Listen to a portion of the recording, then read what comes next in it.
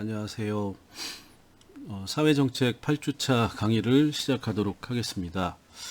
8주차 강의하고 9주차 강의는 우리가 이제 사회학과 사회정책, 사회복지정책, 그 다음에 사회정책의 핵심적 주체로서의 국가, 그리고 사회정책을 실시하는 국가의 성격 중에서 중요한 복지국가, 이렇게 이제 그 사회정책과 관련된 내용들을 살펴봤는데, 오늘부터는 조금 현실적이고 실용적인 내용으로 들어갈게요. 여러분들이 졸업해서 어느 영역으로 진출을 하든지 간에 결국은 우리가 국가라고 하는 영역 내에서 살고 있기 때문에 사회정책과 상당히 밀접한 관련을 맺으면서 살아갈 수밖에 없어요. 여기 저 긴급 재난 지원금도 결국은 사회 정책의 측면에서 이제 정부가 돈을 뿌리는 거고, 그 다음에 지금 예를 들어서 이제 그 고용보험과 관련해 가지고도 얘기가 나오는 게 전국민 고용보험 제도를 도입한다. 그 다음에 이제 사회부조 제도를 도입한다. 뭐 이렇게 되는 거죠. 전국민 고용보험 제도라고 하는 거는 지금의 고용보험이라고 하는 거는 기본적으로 정규직 중심으로 고용보험을 제공을 하는 겁니다. 자, 그러다 보니까 비정규직, 특히 이제 특수고용과 관련된 분들이 이 고용보험에 못 들어가는 경우가 많이 있고, 특수고용이라고 하는 거는 내용적으로는 노동자인데 법적 형식적으로는 자영업자의 형태를 띠고 있는 사람들을 우리가 특수고용 노동자라고 얘기를 해요. 예를 들어서 학습지 교사라든가 덤프트럭 운전사라든가, 이 사람들은 개인사업자로 등록을 해서, 하지만 실제로 개별 학습지 회사에 고용이 된 것처럼 관리 감독과 지휘 감독을 받으면서 일을 할 수밖에 없는 건데, 형식은 개인사업자로 돼 있다라는 겁니다. 예를 들어서 재능교육이라는 학습지의 교사로 있는 분들은 재능교육의 소속 노동자는 아니에요. 그 고용보험이 들어가 있지 않아요. 그런데 개인사업자고 자영업자고 재능교육 학습지만 해야 됩니다. 그리고 재능교육에 출퇴근을 해야 되고, 그쪽에서 어느 구역에 어떤 걸 뭘 해라라고 지시하면 그 지시를 따라야 되는 거죠. 덤프트럭 노동자, 덤프트럭 운전하는 분들도 자기가 자기 돈으로 덤프트럭을 사고 개인사업자로 등록을 해서 특정 기업의 물건을 배송을 해주는데, 다른 기업 물건을 배송을 하려고 하면 우리 물건은 더 이상 하지 마라라고 기업에서 얘기를 합니다. 이걸 이제 전속 계약이라고 얘기를 해요. 그러니까 너는 우리가 물건을 안 줘서 돈을 못 벌어도 우리 것만 해야 돼. 우리가 물건 못 주면 그냥 쉬어. 이런 식으로 지휘 감독을 하는 거죠. 그걸 이제 특수고용 노동자라고 하는데, 어쨌든 이제 이런 비정규직들이 고용보험의 혜택을 못 받고 있고, 당연히 자영업자들은 현재는 이 고용보험의 혜택을 못 받습니다. 그럼 고용보험의 혜택이라는 게 별게 없어요. 내가 돈을 못 벌거나 실직 상태일 경우에, 가게를 더 이상 하지 않을 경우에 고용보험에서 실업급여를 주는 거잖아요.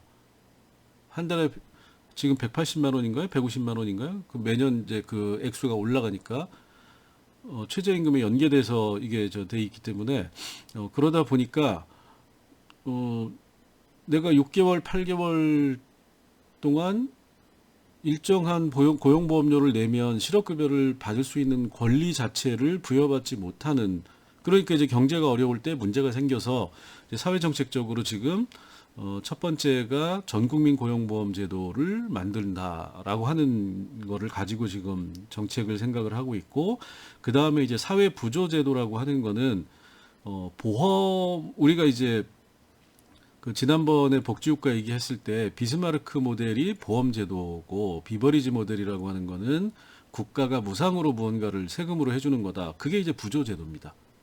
그래서 고용 부조 제도라고 하는 거는 고용보험료를 내지 않았어도 일정한 조건에 해당이 되면 그 사람들에게 실업급여와 유사한 형태로 세금에서 돈을 그냥 무조건 주는 겁니다. 이런 제도도 지금 도입하려고 하고 있어요. 그래서 어쨌든 이제 이런 구체적인 이 하나하나의 정책이 개인의 일상과 굉장히 많이 연관되어 있기 때문에 이제 그런 면에서 사회 정책이라고 하는 게 구체적으로 우리가 어떤 서비스를 어떻게 부여받느냐라고 하는 게 중요한 거죠.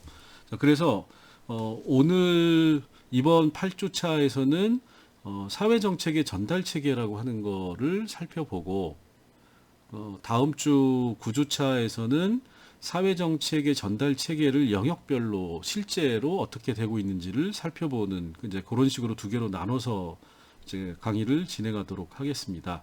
자, 사회 정책의 전달 체계라고 하는 거는 쉽게 얘기하면 국가가 어떤 사회 정책을 실시하는데 그 사회 정책은 국민을 대상으로 하는 거잖아요. 국민에게 일정한 형태의 서비스를 행정 서비스를 제공을 하는 겁니다. 자, 그러면 국가가 제공하는 서비스가 개인에게 어떻게 도달하느냐, 이걸 우리가 전달 체계라고 얘기를 해요. 자, 이게 이제 정의입니다. 전달 체계라고 하는 거는 국가가 사회 정책을 수립했으면, 그래서 어떤 서비스를 제공하기로 했으면 그 서비스가 정책의 대상자인 국민에게 시행이 되고 전달이 돼야 되는 거잖아요. 그럼 어떤 과정을 통해서 그 서비스가 개인에게 전달되느냐라고 하는 거를, 그 시스템을 우리가 전달 체계다라고 얘기를 하는 겁니다. 자, 여기 이제 코로나 때문에 만들어진 재난 지원금을 뭐 1인 가구는 40만 원, 4인 가구는 100만 원, 120만 원인가요? 얼마 주는지 모르겠네요. 자주가 뭐 돈을 얼마 준다고 하는데, 자, 그럼 국가가 돈을 준다라는 정책을 만들었잖아요. 자, 그러면 여기서부터 이제 실용적으로 얘기가 되는 겁니다. 자, 그럼 40만 원을 국가가 주는데 개인이 돈을 어떻게 받느냐라는 거예요. 국가 그럼 청와대에 가가지고 40만 원 달라고 할 건가요? 아니면은 이 정책을 결정한 기획재정부에서 이거를 돈을 푸는 거니까 결국은, 그럼 기획재정부 장관인 부총리, 경제부총리 사무실 가가지고 한 사람씩 가서 돈을 받아올 건가요? 아니면 기획재정부에 있는 공무원들한테 돈을 받아올 건가요? 나는 돈을 받아야 되고 저쪽은 돈을 주기로 했으니까. 그런데 정부라고 하는 거고 국민은 4,500만이잖아요. 4,500만 명이 가구로 해도 한 2천만 가구가 넘는데 2천만 가구가 재난지원금을 어떻게 받느냐. 그러면 국가로부터 2천만 가구에게 일정한 시스템 구조가 만들어져서 그 서비스가 그 통로를, 구조를 따라서 전달이 돼야 된다는 겁니다. 자, 그러면 이 전달 체계가 어떻게 되느냐에 따라서 굉장히 효율적으로 서비스가 제공이 될 수도 있고 그렇지 않을 수도 있다라는 거죠. 예를 들어서 코로나 때문에 우리가 마스크가 없어가지고 굉장히 고생을 했어요. 자, 그랬더니 국가가 공적 마스크를 푼다. 자, 그러면 공적 마스크를 어떻게 풀 거냐? 여기서 여러 얘기가 있었죠. 동사무소로 해라. 이장을 통해서 해라. 근데 결국은 어떻게 됐죠? 약국 가서 오부제로 받아라. 자, 그러면 세 개의 전달 체계가 된다라는 겁니다. 첫 번째로는 동사무소라고 하는 행정 조직 체계가 있고, 이 행정 조직 체계를 통해서 서비스가 제공이 된다. 그러면 서비스의 대상이 되는 개별 시민들, 개인들은 동사무소 가서 마스크 받는 것, 이게 하나의 전달 체계 유형이 되는 거죠. 두 번째는 뭐죠? 동네마다 있는 이장들한테서 그 마스크를 보내고 이장이 집집마다 돌아다니면서 마스크를 배부한다라는 겁니다. 그건 두 번째 유형이 되겠죠. 세 번째는 약국. 자, 약국은 민간이죠. 자, 그럼 앞에 두 개, 이장하고 동사무소는 공적인 겁니다. 자, 그럼 전달 체계가 굉장히 다양할 수 있다라는 거예요, 사실은.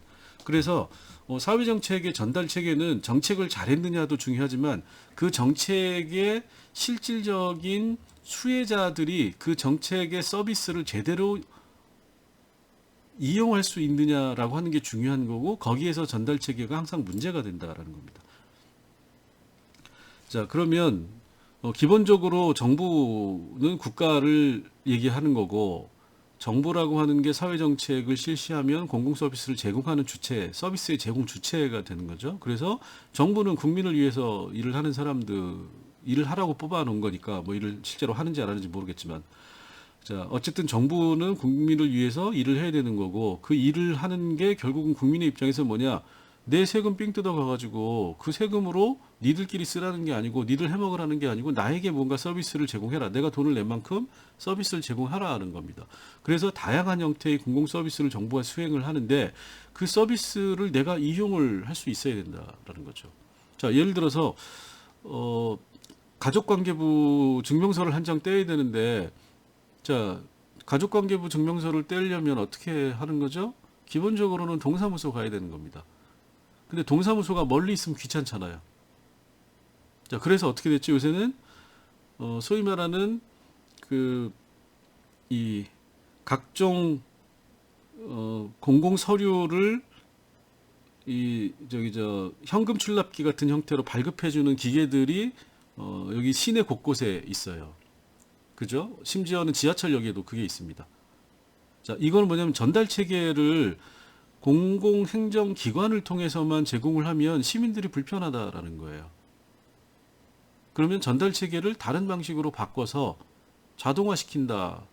무인 민원 서류 발급기라고 하는 거를 만들어서 전달 체계를 바꾸면 시민들이 편해진다라는 겁니다.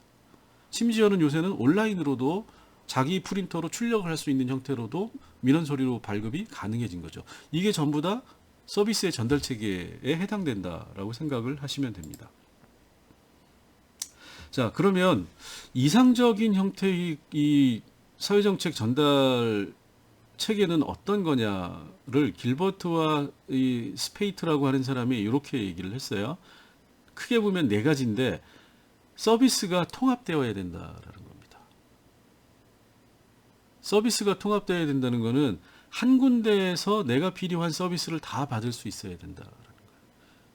내가 몸이 안 좋은데 돈이 없어가지고 보건소에 가가지고 뭔가 치료를 받고 싶은데 보건소에 갔더니 여기는 의료보험에 적용이 안 되는 사람들만을 대상으로 하는 거기 때문에 의료보험 적용 대상이 안 된다는 증명서를 가져와야 된다. 그럼 그 증명서를 어디서 떼야 되느냐? 동사무소 가라. 그 동사무소 갔더니 동사무소에서는 자, 그 증명서를 떼줄 수는 있는데 국민건강보험 사무소에 가가지고 국민건강사무소에서 의료보험료 미납 연체 대상자가 아님 관련된 증명서를 받아오면 국민건강보험 적용 예외자 증명서를 발급해 줄 테니까 그걸 가지고 보건소에 가라. 자, 이건 뭐죠? 세 가지의 행정 서비스를 내가 다 다른 곳에서 받아야 된다라는 거죠.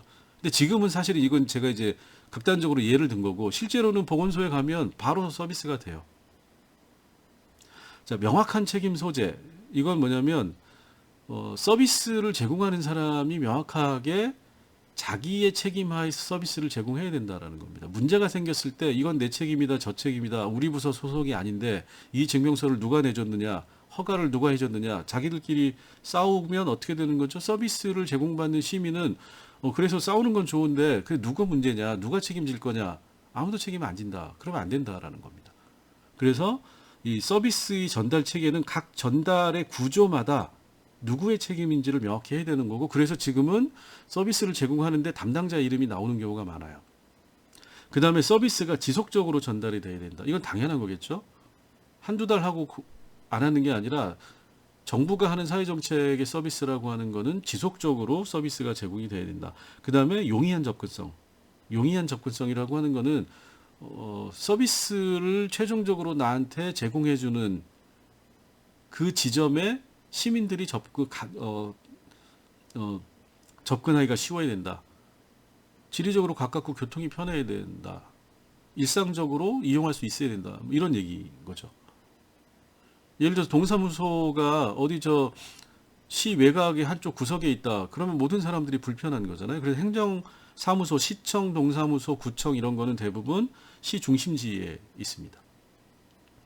자, 그 다음에는 이제 플러스 이게 네 가지가 기본적인 거고 그 다음에 부가적으로 성과라고 하는 건 얼마나 비용이 많이 드느냐. 이 서비스 전달 체계를 유지하는데. 그런데 민간하고 다른 게 성과가 여기서는 1, 2, 3, 4의 성과를 넣어놓지 않고 플러스로 하는 거잖아요. 부가적인 거다. 사회정책은 공적 서비스고 공적 서비스에서는 중요한 거는 이용하는 사람들의 편리성, 용이성이 중요한 거지 얼마나 그거에 따라서 비용이 많이 들어가고 이런 거는 중요하지 않다라는 겁니다. 요게 이제 이 사람들이 얘기한 네 가지 원칙이라고 생각을 하시면 돼요. 이런 원칙에 따라서 우리나라도 전달 체계가 만들어지는데, 자, 그럼 전달 체계의 구체적인 구조를 살펴보기 전에 구성이 어떻게 되어 있느냐, 전달 체계가 만들어지려면 첫 번째로는 어쨌든 전달 체계라고 하는 거는 사람이 하는 거잖아요. 근데 그 사람은 그냥 사람이 아니라 조직인 겁니다. 그죠? 공무원들이라고 하는 게 우리나라가 100만 명 정도 돼요. 공무원이. 자, 그러면 그 많은 공무원들이 왜 필요하냐? 4,500만에게 공공 서비스를 빠짐없이 전달하기 위해서 필요한 사람들이 공무원이고 그 사람 수가 100만 명이다. 자, 그리고 공무원만으로는 안 되니까 또 한 30만 정도 공공기관 종사자들이 있어요. 비정규직이랑 하면 전부 합쳐서 한 얼마나 될까요? 제가 정확히 기억이 안 나는데 다 합치면은 대충 한 200만 정도 될 겁니다. 비정규직이 공공기관에 또는 이제 일시적인 그 공적 서비스를 제공하는 사람들까지 합치면 뭐 엄격하게 보면 한 130만 정도고 넓게 보면 한 200만 정도 될 건데, 자, 이 인력이 필요하다. 정부가 하는, 내가 민원 서류 한 장 떼는데도 민원 서류를 떼기 위해서는 시스템을 만들어야 되고 그 시스템을 출력할 수 있도록 해야 되고 출력을 해주는 사람이 있어야 되고 뭐 어떤 거를 어떻게 떼줬는가를 관리하는 사람이 있어야 되고 이런 것들이 다 공무원들이 한다라는 거죠.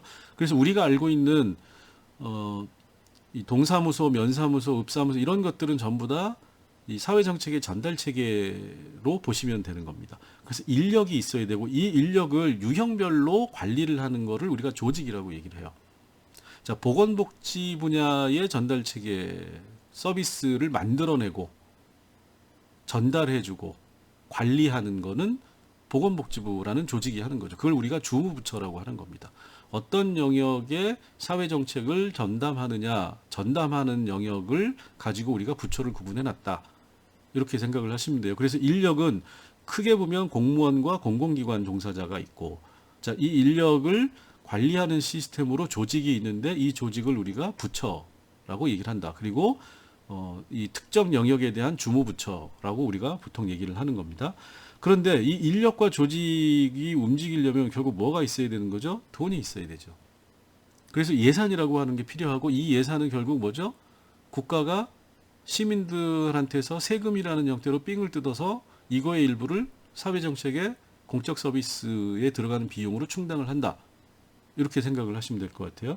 그래서 이 예산을 담당하는 주무부처가 어디냐? 기획재정부다. 그래서 모든 정부 부처 중에서 가장 힘이 센 부처가 기획재정부고 기획재정부의 장관은 당연히 경제부총리라는 칭호가 붙습니다. 사회부총리는 교육부 장관이 맡는 거죠. 그래서 부총리는 따로 뽑는 게 아니라 교육부 장관을 뽑으면 그 사람은 잘났건 못났건 당연히 사회부총리가 되는 거고 기획재정부 장관을 뽑아놓으면 잘하건 못하건 그냥 경제부총리가 자동적으로 돼버린다라는 거예요. 그리고 총리는 국회의 동의를 얻어서 대통령이 임명을 하는 방식으로 돼 있는 거죠. 뭐 장관도 마찬가지지만. 자, 그래서 이 전달 체계의 구성 요소는 결국 돈과 인력, 그리고 인력을 이제 유형화시킨 게 조직이다. 그래서 예산, 인력, 조직이라고 하는 세 가지 형태가 전달 체계의 구성 요소이다. 이렇게 이제 생각을 하시면 됩니다. 자, 그러면 영역별로 주무부처가 있는데 여기를 한번 이제 보시면 여러분들이 장관이라고 하는 형태는 이 중앙부서, 행정부서의 장을 우리가 장관이라고 얘기를 하는 거잖아요. 여기 대표적으로 보면 고용노동부, 교육과학기술부, 행정안전부, 문체부, 지식경제부, 보건복지가족부, 환경부, 산림청 이렇게 돼 있어요. 이게 이제 조금 옛날 거라서 이번 정부에서 여기 부처 이름도 바꾸고 뭐 통폐합하고 한 거하고 조금 안 맞을 수가 있습니다. 자, 그러면 사회정책 고용노동부라는 중앙부처에서는 어떤 사회정책의 전달 체계를 담당하느냐? 자, 중소기업 컨소시엄, 중소기업을 모아가지고 니들끼리 같이 뭔가를 해보면 내가 돈을 줄게. 이렇게 되는 거죠. 중소기업 청년 인턴제는 청년 인턴을 고용하는 중소기업을 모집해가지고 거기다가 돈을 주는 겁니다. 그리고 청년 인턴에게 그 돈이 가도록 만드는 거죠. 고용유지 지원금은 뭐죠? 일정한 기업이 경영이 안 좋아졌는데도 불구하고 사람들을 자르지 않으면 돈을 주겠다. 이렇게 되는 거죠. 디딤돌 일자리라고 하는 거는 실업자에게 일시적으로 일자리를 제공하고 돈을 주는 겁니다. 그러면 거기에서 네가 경력을 쌓아서 좋은 일자리를 찾아가라 이렇게 하는 거죠. 이런 것들이 전부 다 사회 정책의 영역에서 이제 구체적인 사회 정책이 되는 거고 이런 일자리와 관련된 거를 담당하는 중후부처가 고용노동부다. 교육과학기술부에서도 이거 이제 대표적인 것만 뽑아 놓은 거예요. 글로벌 현장학습 프로젝트라고 하는 거는 뭐냐면 대학생이나 대학원생들, 청년들을 뽑아가지고 돈 주고 그 돈으로 외국 가가지고 현장학습을 할 수 있도록 지원해 주는 겁니다. 방과 후 학교, 뭐 이거 마찬가지죠. 행정안전부, 공공기관 인턴제는 대학생들 졸업 예정자나 또는 재학생 또는 졸업생들을 공공기관에서 인턴제로 하면 그 인턴에게 대해서 돈을 공공기관이 주는 게 아니라 행정안전부가 월급을 주겠다라는 거예요. 인턴하는 기간 동안에. 결국은 뭐냐면 다 예산을 갖다가 돈을 뿌리는 겁니다. 사회정책은 그래서 기본적으로 돈을 뿌리는 거다. 그리고 특정한 서비스를 제공하는 거다. 이렇게 생각을 하시면 돼요. 그래서 나머지는 전부 다 똑같은 겁니다. 이거 말고도 수십 개의 정책들이 이 사회정책의 영역 안에서 이 주무부처들이 각각의 영역을 맡아서 하고 있는 겁니다. 자, 그러면 구체적인 전달 체계의 구조가 어떻게 돼 있느냐 이렇게 보시면 전달 프로세서라고 하는 것은 기본적으로 자, 사회 정책을 만들어야 되죠. 그럼 사회 정책을 만드는 단위는 우리나라 같은 경우에는 대부분의 경우에 중앙 정부가 합니다. 물론 일부 광역 자치단체도 사회 정책을 만들어내긴 하지만 사실상 주로는 중앙 정부가 하고 중앙 정부가 그러니까 생각을 한다라는 거예요. 정책을 입안하고 정책을 계획하고 설계한다. 그러면 실행 단계에서는 뭐냐? 지방자치단체와 지역 주민 이렇게 돼 있죠. 그러면 지방자치단체는 대부분 전달 체계의 중간 단계로 들어와 있다라는 거예요. 근데 원래 이 지방자치제를 하면 지방 차원에서는 지방자치단체가 사회정책을 만들고 실행하는 단위로도 작용을 해야 되는데 대부분의 자치단체들이 그걸 못하고 있다. 왜? 돈이 없기 때문에. 그래서 대부분은 중앙정부가 사회정책을 구상하고 지방자치단체는 아주 일부 뭐 이렇게 하는 데가 있죠. 서울시나 경기도 또는 뭐 여기 경남 이렇게 보면 결국은 중앙정부 돈 삥 뜯어가지고 자기들이 생색내고 지역에 뿌리는 역할을 하는 것 뿐이지 그 실질적인 내용은 중앙정부가 담당한다 이렇게 생각을 하시면 돼요. 그래서 중앙정부가 정책을 세워서 돈이나 이 서비스를 제공을 하는데 이게 어디에 전달이 돼야 되느냐? 지역 주민에게 전달이 돼야 된다.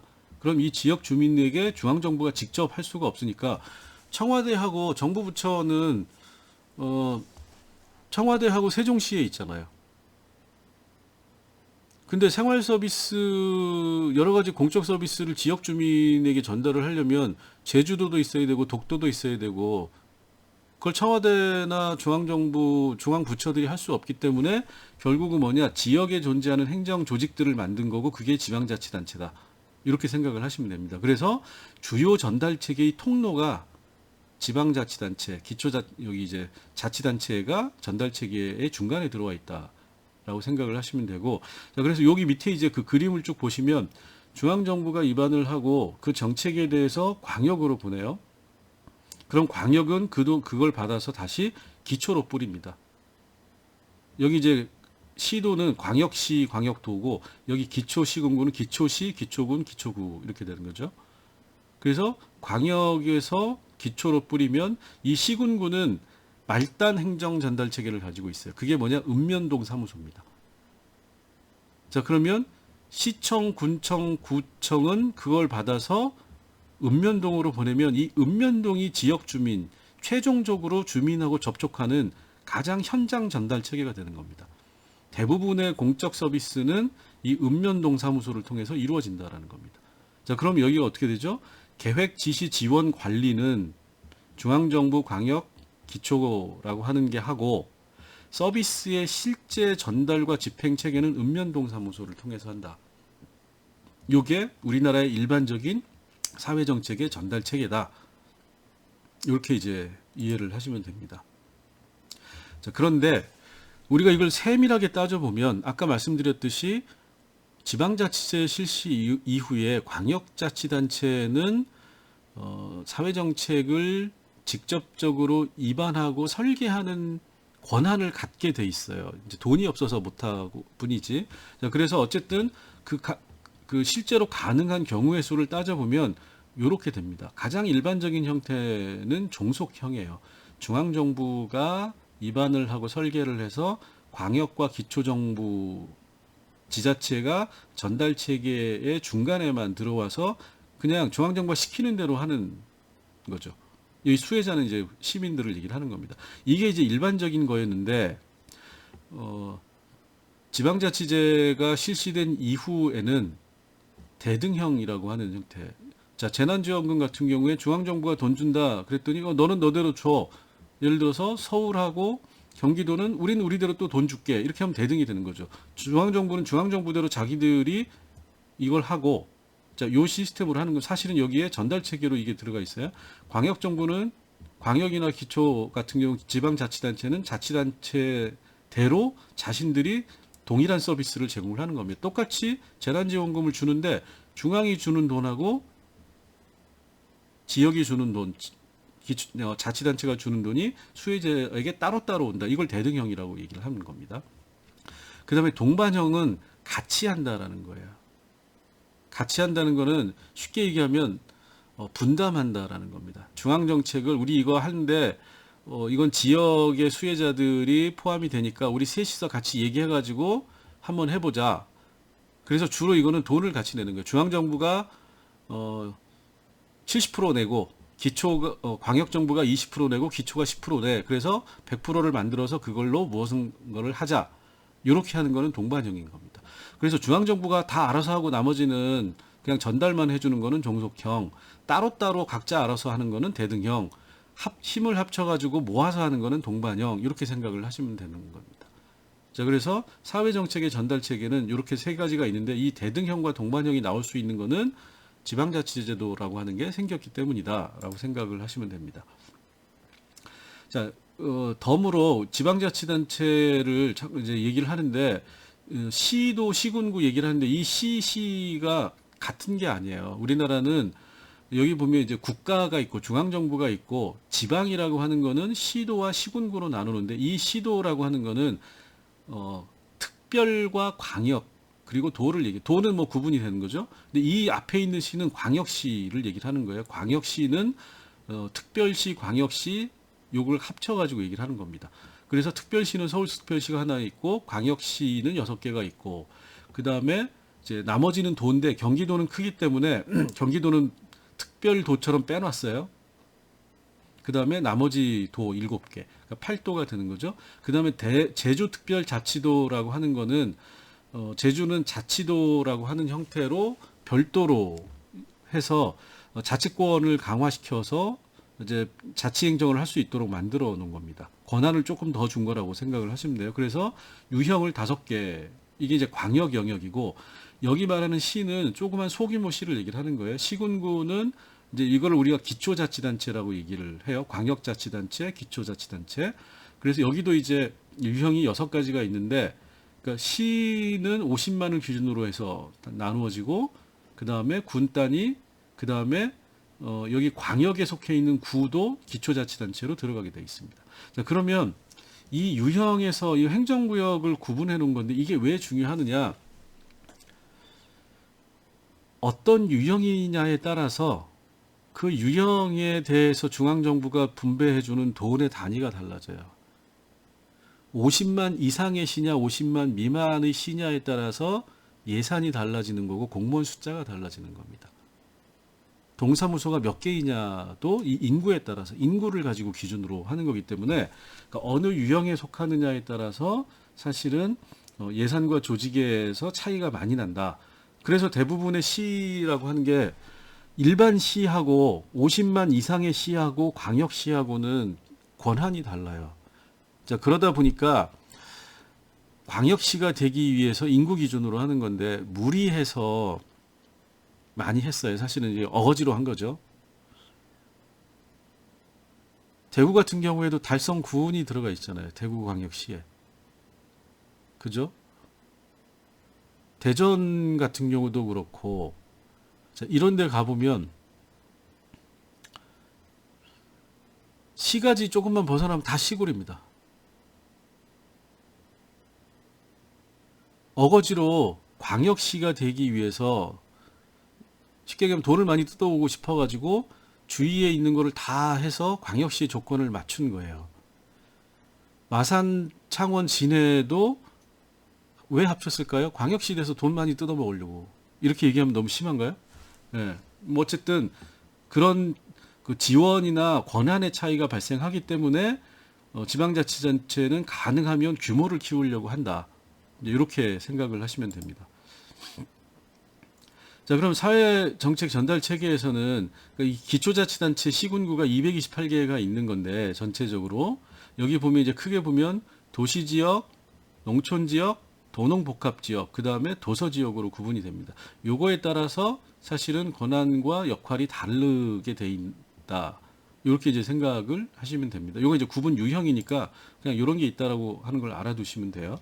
자, 그러면 사회정책의 전달 체계는 아까는 전달 체계에서 이 공적인 영역에 속하는 중앙정부하고 광역자치단체, 기초자치단체 사이의 관계를 봤는데 요거는 공공과 민간이라고 하는 차원에서 이제 보면 행정 서비스를 공급하는 방법이 정부가 직접 공급을 하거나 정부가 직접 공급을 할 수 없기 때문에 소위 말하는 공공기관이라고 하는 걸 만들어서 공급을 하는 이게 이제 공공 부분 공급이 있는 거예요. 그 다음에 여기 민간 부분 공급이라고 하는 거는 시장에서 공급을 해주는 겁니다. 이건 시장을 얘기를 하는 거예요. 그런데 예전에는 공적 서비스 사회정책은 전부 다 공공 부분 공급에 해당이 되는 거였는데 90년대 넘어오면서부터 어떤 게 생겼냐면 공공 부분이 직접 담당하기에는 효과성이나 효율성이 떨어지니까 돈은 공공이 되지만 그 정책의 전달은 민간 영역을 끌어들여서 니들이 해라. 이게 이제 민간 합동 공급이라고 하는 형태로 등장을 새롭게 한 거예요. 90년대 이후에. 그래서 지금은 굉장히 많아졌습니다. 자, 유치원 지난번에 재정회계 때문에 문제가 됐었죠. 근데 유치원 같은 경우에 이 어린이 유아교육 같은 경우에는 공적 영역이고 공공 서비스예요. 근데 공공 서비스를 국가가 전부 다 예산을 들여가지고 유아원을 만들려고 하니까 예산으로 감당이 안 돼요. 그러면 어떻게 되죠? 니들이 일정한 조건을 갖추고 유아원을 만들면 우리가 돈을 줄게. 그러면 어떻게 되죠? 민간이 들어오는 겁니다. 공적 서비스를 제공하는 민간 시장. 이게 민간 합동 공급이 되는 겁니다. 자, 그래서 지금은 이제 크게 보면 두 가지가 있는 거죠. 행정 서비스를 공급하는 게 민간에게 공급하는 거는 민간업자에게 그냥 바로 시킨다라는 거고, 이거는 민간업자에게 관리 감독을 한다라는 거고, 자, 요거는 뭐죠? 국가가 직접 담당을 한다. 공적 부분. 이렇게 세 가지가 돼 있는 거예요.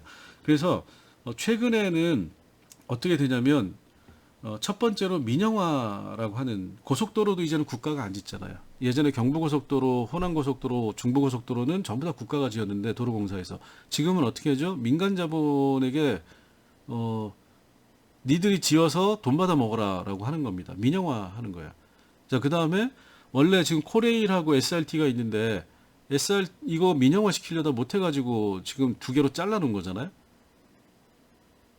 민영화 하겠다. 이건 뭐냐면 국가가 더 이상 공적 서비스 제공하지 않겠다라는 겁니다. 자, 단순화라고 하는 거는 다수기구의 단일기구화라고 하는 거는 그러니까 이 주무부처마다 이 공공기관 다 따로 만들고 서비스를 다 따로따로 제공하니까 아까 말씀드린 것처럼 서비스의 수혜자가 서비스를 받기까지 굉장히 복잡해지니까 이거를 통합하는 거다. 이걸 이제 원스톱 서비스라고 보통 얘기를 해요. 원스톱 서비스라고 하는 거는 서비스를 제공받는 사람의 입장에서 한 사람이 한 장소에서 다양한 서비스를 한꺼번에 받을 수 있는 그런 방식으로 전달 체계를 개편한다.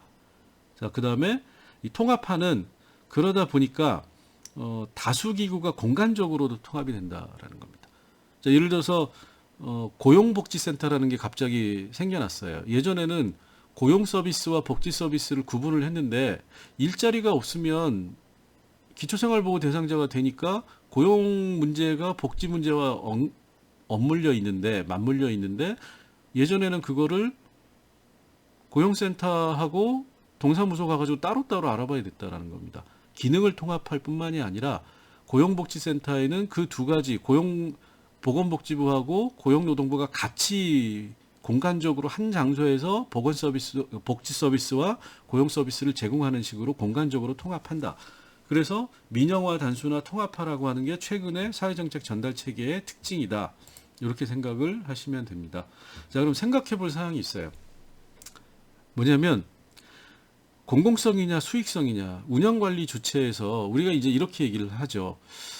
민영화 얘기가 나오는 거는 공공에다 맡겨놓으니까 이것들이 돈이나 빼먹고 일은 안 하고 탱자탱자 앉아가지고 인터넷이나 신문이나 보고 주식 투자나 하고 앉아서 딴짓거리나 하고 세금 삥 뜯어가지고 니들이 그딴 식으로 하면 되겠느냐. 공공 부분은 너무 효율성이 떨어져. 이렇게 이제 비판을 하는 거죠. 자, 그러다 보니까 이 효율성이라고 하는 걸 공공 부분이 자꾸 생각을 하게 되는 겁니다. 자, 그래서 어떻게 하는 거죠? 그래, 자꾸 욕하니까 그러면은 내가 직접 안 하고 효율성이 민간이 높다고 하니까 민간한테 맡길게 라고 하는 겁니다. 그게 이제 민간 위탁이라고 하는 게 되는 거죠.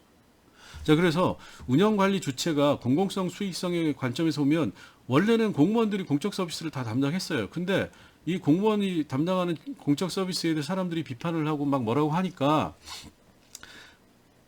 이 공무원들이 그러면은 공무원은 아니지만 내가 민간에 있는 사람들을 뽑아가지고 공적 서비스를 직접 담당하게 할게. 그래서 생긴 게 산하기관이에요. 이게 이제 준 공무원이죠.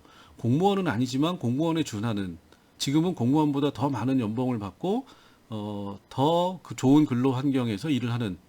그래서 여러분들이 공무원 될 거냐, 공사 갈 거냐, 공공기관 갈 거냐 그러면 전부 다 공공기관 가겠다. 그러니까 여러분들도 이미 충분히 다 알고 있다라는 겁니다. 그런데 이 산하기관, 공공기관이라고 하는 거는 공무원이 직접 할 수 없는 일들 또는 공무원이 직접 하지 않는 게 훨씬 더 낫다고 생각되는 거에 대해서 이제 공적인 기관을 설립해서 그 공적 기관이 이 공공 서비스를 제공하도록 전달 체계를 새로 만든 거에 해당이 되는 거죠. 근데 여기도 야 니들도 거의 공무원이나 똑같이 일을 그따위로 하냐 이렇게 욕을 먹으니까 민간 위탁이라고 하는 게 등장을 한 거예요. 그러면 시장한테 맡길게 이렇게 된 거죠. 그래서 아까 이제 코레일하고 뭐 이런 거를 민영화 시키려다 못 해가지고 코레일은 공사로 만들어 놓고 철도청을 그 다음에 일부 역사를 민간 위탁을 해버렸어요. 그러니까 이건 우리가 운영 안 하고 민간에다 맡길 테니까 니들이 알아서 돈 벌어 먹어. 이렇게 된 거죠. 우체국도 마찬가지입니다. 자, 그러다 보니까 어떤 문제가 생기는 거죠? 특정한 지역의 철도역들이 다 없어지고 있어요. 왜? 수익이 안 나면 우린 안 한다. 이렇게 되는 거죠. 그러니까 공공성의 문제가 있어서 민간 위탁이라고 하는 방식으로 시장을 도입을 했더니 시장은 수익성만을 생각하고 공공성을 생각하지 않는다. 돈 안 되면 안 해버린다라는 겁니다. 자, 그러면 돈 안 되니까 안 하는 건 좋은데 그럼 그 시골에 있는 분들은 기차 타지 말라는 거냐. 예전에는 적자가 나도 기차역을 운영을 했죠. 철도청에서. 왜? 시골에 있는 사람들도 시내 나가야 되고 바람도 쐬야 되고 무언가 이 대중교통에 대한 이용 접근성을 제공받아야 되는 시민으로서의 권리를 가지고 있기 때문에 근데 그걸 민간 위탁을 해버리니까 안 해버린다라는 거예요. 자, 동물원 민간 위탁하면 적자 나도 시에서 적자 보조해주면서 운영을 했죠. 근데 민간 위탁 했더니 적자가 많이 나니까 문 닫아버린다라는 겁니다. 자, 그래서 사회정책의 전달 체계에 민간 부분이 들어오는 거는 효율성 측면에서 뭐 그럴 수 있다. 그런데 이 민간 위탁이라고 하는 거의 수익성을 너무 고려하고 이 민간업자들이 따지다 보면 공공성이 훼손된다라는 거예요. 공적 서비스를 제공받지 못한다. 자, 그럼 이거는 큰 문제가 될 수 있죠. 나도 세금 내는데 왜 나는 서비스를 못 받느냐라고 하는 문제가 생기는 겁니다. 그래서 사회정책 전달 체계는 기본적으로 국가가 사회정책을 통해서 시민들에게 제공하는 공적 서비스를 최대한 그 수혜자인 시민들에게 제대로 전달해주는 구조를 얘기를 하는 건데, 최근의 동향은 이 공적 서비스를 전담하는 공적 영역의 공무원과 중공무원, 산하 공공기관에 대한 비판들이 많아지면서 민간 영역이 이 공적 서비스를 담당하는 비중이 커지고 있는데, 문제는 이 영역이 수익성만을 생각하고 공공성을 훼손시키는 사례들이 무지하게 늘어나고 있고 관리 감독이 안 되고 있다. 자, 그러면 이거 왜 하느냐라고 하는 문제가 생기기 때문에, 자, 그럼 어떤 방식으로 공공성과 효율성을 확보를 해야 되느냐에 대해서 우리가 전달 체계에 대해서 생각을 해볼 필요가 있다. 자, 이게 남의 얘기가 아니다라는 거예요. 왜냐하면 요 얘기 하나만 하고 끝내도록 할게요. 여기 대학의 취업센터를 국가가 돈을 주고, 대구대에도 대학생 취업센터, 대학 취업센터가 들어와 있어요. 제가 알기로는 지역고용센터 노동부에서 한 대학에 이거 설치를 하면 2억인가 3억인가를 줘요. 기본적으로. 근데 그 운영을 누구가 하느냐? 지역의 민간 고용 서비스 업자들이 합니다. 그럼 여기에서 2억을 가지고 일정한 성과를 내야 돼요. 대학생들 취업을 많이 시켜야 된다는 거죠. 그러면 이렇게 되는 겁니다. 원래는 취업을 잘하는 학생들은 지원해 줄 필요가 없어요. 알아서 잘하니까. 취업을 잘 못하거나 하려고 하는데 잘 안 되는 학생들을 데려다가 그 대학 내 취업센터에서 일정한 서비스를 제공해서 그 사람들을 취업시키도록 해야 되는데, 문제는 그렇게 되면 취업 성공률이 떨어진다라는 거죠. 자, 그러면 어떻게 되죠? 민간업자니까 취업 성공률이 높아야지 내가 그걸 계속 운영할 수 있고 지원금을 많이 받아먹을 수 있으니까, 어차피 취업할 애들 데려다가 이것저것 뭐 하는 것처럼 신용만 하고 그 사람들 취업하면은 취업 성공했다고 해서 취업 성공 그 성과금을 타먹는다라는 겁니다. 이게 이제 민간 위탁의 문제점이다라는 거예요. 수익성, 이윤만을 생각하기 때문에 제대로 된 서비스를 제공하지 않는 문제가 생긴다. 그 다음에는 또 다른 문제가 있어요. 그 일부 학생들은 거기 가서 기분 나쁘다고 돌아오는 경우가 있어요. 그래서 왜 그러냐라고 얘기를 하니까, 뭐 대구대가 그랬다는 게 아니고 다른 대학, 뭐 여기 대부분의 열심히 하시는 분들도 있지만 일부 문제가 있는 데는, 서비스를 제공받는 학생이 내가 이러이러한 영역에 취업을 하고 싶은데, 자, 그러면 어떤 걸 나에게 지원을 해줄 수 있느냐, 이렇게 이제 해서 본인이 원하는 곳에 취업하고 싶어서 가는 거잖아요. 그 상담도 받고, 뭐 지원도 받고, 뭐 도움도 받고. 근데 거기 있는 사람들이 한 사람 취업 성공시키면 30만 원인가 50만 원인가 뭐 이렇게 일정하게 취업 성공 수당을 받아요. 자, 그러면 어떻게 되죠? 그 학생이 졸업 예정자가 어떤 취업 지원 서비스를 원해서 어디에 취업하고 싶은지를 듣질 않습니다. 그냥 아무데나 막 보내는 거예요. 당연히 그 학생은 가고 싶지 않은데 거기서 이제 그렇게 유도를 하는 거죠. 너는 지금 여기밖에 못 간다. 다른 데 가봐야 별거 없다. 이거 좋은 기회다. 여기 가라. 그렇게 해가지고 보내기만 하면 자기는 30만 원, 50만 원 받아 먹는 겁니다. 근데 그 학생은 한 달, 두 달, 석 달, 1년 못 버티는 겁니다. 취업 준비를 제대로 해야 되는 시간에 취업했다고 가가지고 몇 달 못 버티고 오면 졸업 후 1년이 지나면 취업하기가 힘들어져요. 그 1년이 굉장히 중요합니다.